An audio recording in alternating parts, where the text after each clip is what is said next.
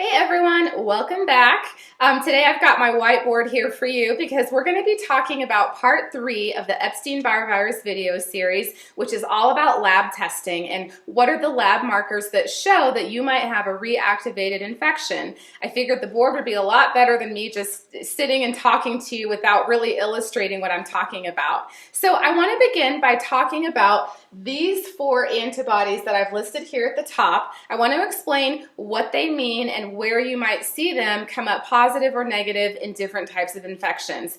As you can see here, I've made some notes about positive or negative. So the red plus means this will be positive, the blue minus sign means it would be negative, and as we go through each type of infection, I will explain what you'll find under each situation. But first, let's talk about the antibodies. So the first one here is the VCA IgM.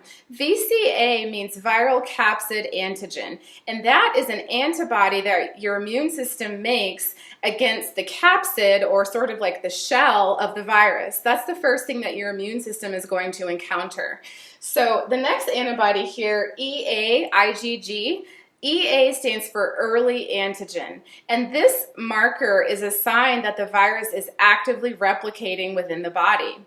The next marker here, VCA-IgG, similar to this one, is the viral capsid antigen, only with the IgG marker, you will see that in the throes of an active infection or in the past. Whereas with the IgM, it's going to be positive right at the start. So that's the difference.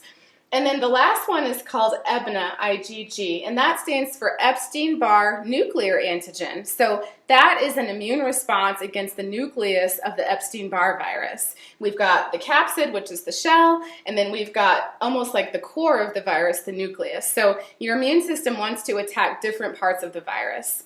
So let's begin talking about the different stages of infection and what types of patterns you might see on a lab panel if you get these antibodies tested. So the first person would be someone who has no Epstein-Barr virus at all. They've never been exposed to the virus, never had the infection. They're going to be negative across the board for all of these markers because their immune system has never seen the virus. Therefore, there won't be any antibodies made, and that makes sense. Now, in the early phase of infection, and this can be before a person is even fully symptomatic, the first thing that's going to come up is this VCA-IgM. That is an immediate immune response to the outer surface of that virus. You're not going to have the EA because the virus hasn't fully replicated yet, or it's not actively replicating at this point. You're not going to see the IgG because that's a marker of past infection, or immediate symptomatic infection. And then the nuclear antigen, which is deep down inside of the virus, your immune system hasn't gotten that far yet. So in the early phase, right when you first get the virus, this is the marker that'll be positive. Acute primary infection, that is when a person is in the throes of symptoms, and that is when the person is going to really know that they're sick. The virus is actively replicating. Your immune system has had some time to recognize this bug, and it's really mounting an immune response. So you're still going to have the IgM positive. The early antigen, remember that's a sign that the virus is actively replicating. That could be positive or negative, so I put both in this box. And then the VCA-IgG, your immune system has had time to mount a good response, and so this is more of a long-term type of marker. The nuclear antigen is not yet positive. Now let's say you're all better, that initial infection has gone away, your symptoms are gone. This could be a year, 2 years, 5 years down the road. If you were to run a lab panel like this and you had a past infection, you're not going to see the IgM positive anymore because remember, that's the immune marker, that's the antibody that is made right at the onset. And so if this is an old infection, you're going to be done with that one. The early antigen, the sign of active replication, could be positive or negative. Sometimes there's still some low-grade viral activity going on even years past. The IgG, the viral capsid antigen, that will be positive because remember this is a long-term immunity marker. So once you've had that infection, you're going to carry those antibodies forever, and that's the marker there. And then the nuclear antigen, so antibodies against that core nucleus inside of the virus, those will finally show up positive. And now the most interesting piece to me is the reactivated infection, because that's what this series has really been about.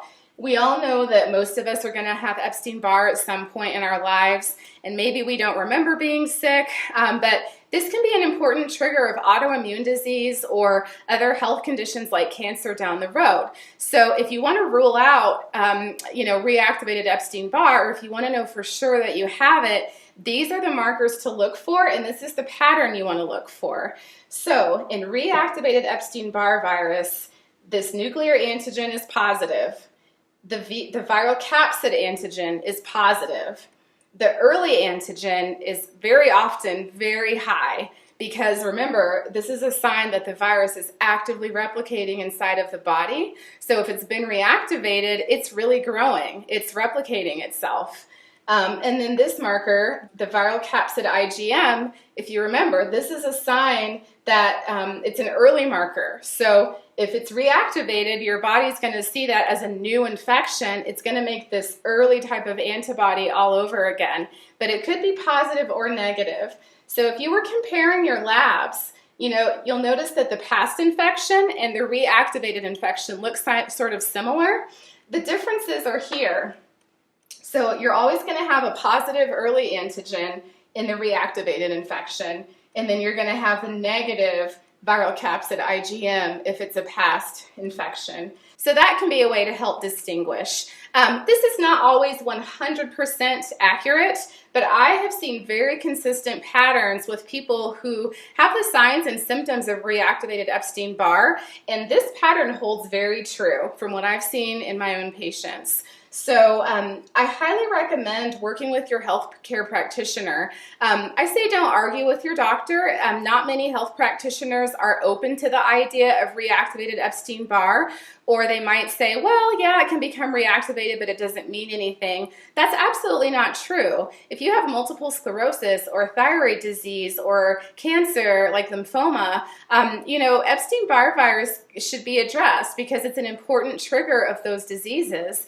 In fact, for multiple sclerosis alone, the researchers are starting to shift away from immune suppressing drugs, and now they're looking at antivirals to treat multiple sclerosis because we're starting to understand just how important of a role this virus plays in modulating the immune system and starting that entire autoimmune attack on the myelin that cover the nerves. So if you can't find a practitioner who is willing to order this test for you, search online. There might be local lab centers near you that are cash pay that might be able to order this panel for you. And in the next video, I'm going to talk about ways that you can help reduce this virus in your body. So if you do have a reactivated infection, what are some things you can do to strengthen the immune system, kill the virus, and reduce the virus's ability to keep replicating inside of your body.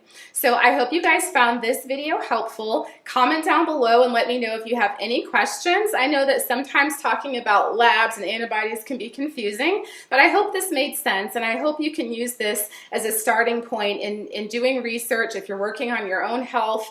I always want to put quality information out there. So I would love to hear from you guys if you have thoughts or comments. Thank you so much for your time. Be sure to give this a thumbs up if you liked it and subscribe, and I will see you next time with part 4. We're going to talk about treatments for Epstein Barr virus. You guys have a great day, and I will see you soon. Bye.